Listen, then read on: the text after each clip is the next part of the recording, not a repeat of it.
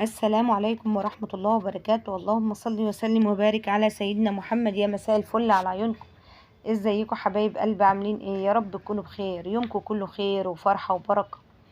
قبل ما نبتدي الفيديو ما تنسوش اللايك والاشتراك في القناة وفعلوا الجرس عشان يوصلوا كل جديد. ان شاء الله مع بعض النهاردة وصفتنا هتكون الكنافة. كنافة من الوصفات اللي محبوبة لناس كتير، زي ما انتوا شايفين شاربة الشربات متماسكة حلوة جدا.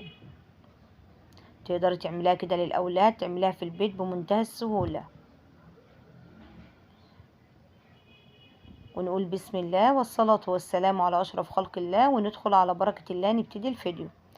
أول حاجة هيكون معانا كنافة مفرزنينها طبعا، بتبقى سهلة التقطيع. ومعانا كمان صينية مدهونة بالسمنة، ومعانا كمان كوباية سمنة على زبدة أو سمنة بلدي. بس يستحسن يعني ان انت تحطي سمنة بلدي، بتديني طعم كده حلو قوي.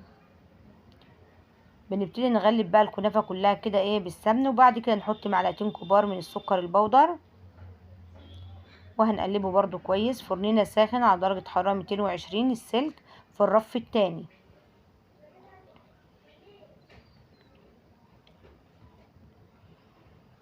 نتأكد كده انها اتشربت كل السكر واتشربت كمان السمنة. احنا هنعملها سادة النهاردة، ولا محشية ولا اي حاجة، بتطلع معانا هايلة وطعمها هايل. نبتدي بقى كده زي ما انتوا شايفين نفردها في الصينية، صينية مقاس 28.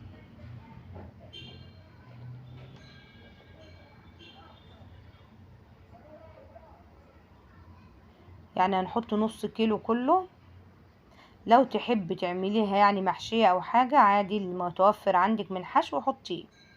تحطي نص الكنافة وترجعي تحطي الحشو، وبعد كده تحطي النص التاني وتضغطي عليها كويس جدا. اهم حاجة انك تضغطي عليها كويس.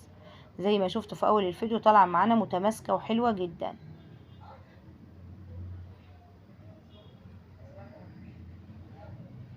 ممكن تجيبي صينية اصغر وتروحي ايه ضغطاها. هندخلها فرننا بقى، بتطلع معانا هايلة. معانا شربتنا كوبايتين سكر، كوباية ونص مية، يغلوا على النار لمدة 5 دقايق. نحط كده ايه عصير نص ليمونة، نسيبها دقيقتين كمان، نسيبه يبرد خالص ويبقى جاهز معانا. القوام بتاع ايه العسل بيبقى متوسط القوام، يعني ولا هو تقيل قوي ولا خفيف قوي زي بتاع البسبوسة.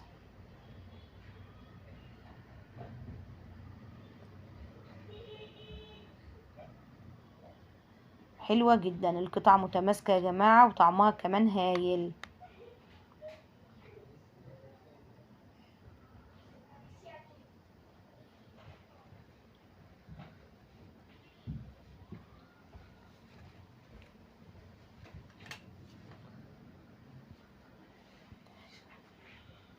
شايفين القطعة ولا احلى من كده؟ يبقى مهم جدا ان احنا نضغط الكنافة بتاعتنا. مهم يكون الشربات بتاعها بارد، هي سخنة والشربات بارد.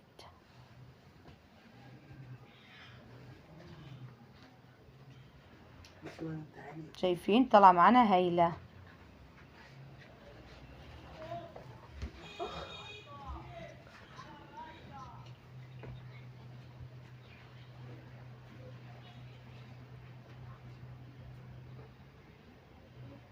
وبكده خلصنا وصفة الكنافة بتاعتنا. انتظروني بقى في وصفة جديدة وفيديو جديد، واسيبكم على خير واشوفكم على الف الف خير، واقول لكم السلام عليكم ورحمة الله وبركاته. دمتم في امان الله ورعايته. مع السلامة.